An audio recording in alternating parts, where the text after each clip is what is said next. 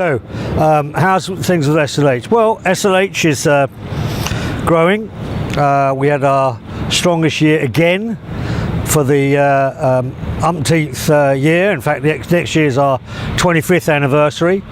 And we had a 7% increase in revenue compared to 2012.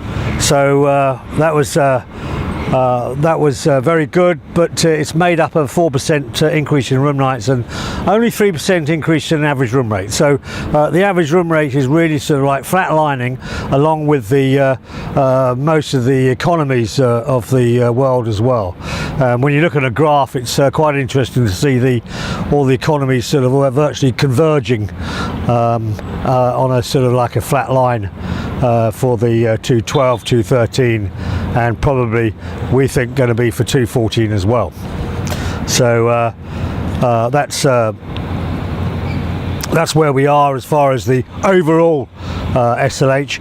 If we focus now on Australia, however, where in Asia itself we got 100 hotels.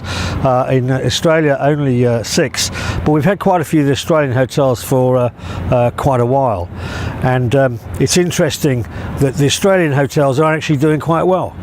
Revenue up is 19%, and the Australian average room rate has actually dropped 7% with the room nights up.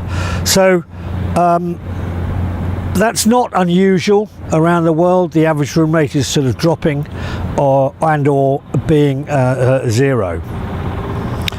But the promising thing for looking forward is that there's a 25% growth for 2014 in actually rooms booked into the future. And of course, Australia is one of our great source markets for small luxury hotels in the world. In fact, it's in 4th place overall, and that's good for small luxury hotels in the world. I suppose you guys sort of like travelling a lot, and some of our club members. Just to introduce you to the club, we have 350,000 club members, of which 12,500 are in fact Australian, and Australian with a 23% active rate is in fact the second highest active rate in Asia. And it's amazing to see some of the individuals and the amount that they've actually travelled with small luxury hotels in the world, going from the Goring to the Bath in Priory to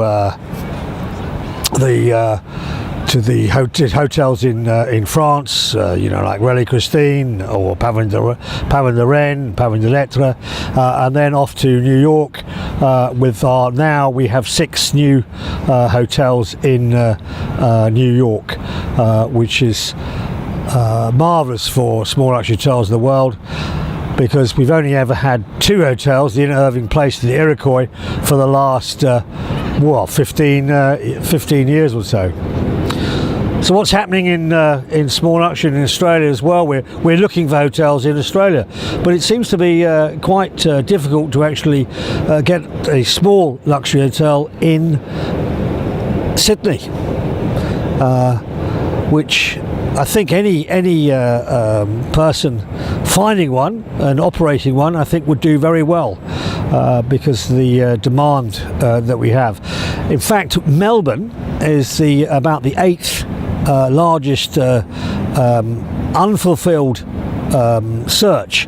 So, for example, on the website we know how many people are looking for various destinations, and unfortunately, Melbourne, although it's searched for, we are unable to put any guests there because we haven't got a hotel there. It's the same exactly for Sydney.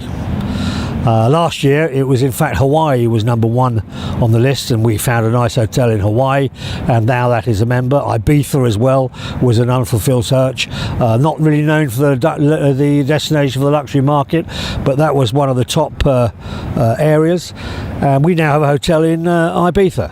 So let's hope that we'll end up with a nice hotel in Melbourne in the near future.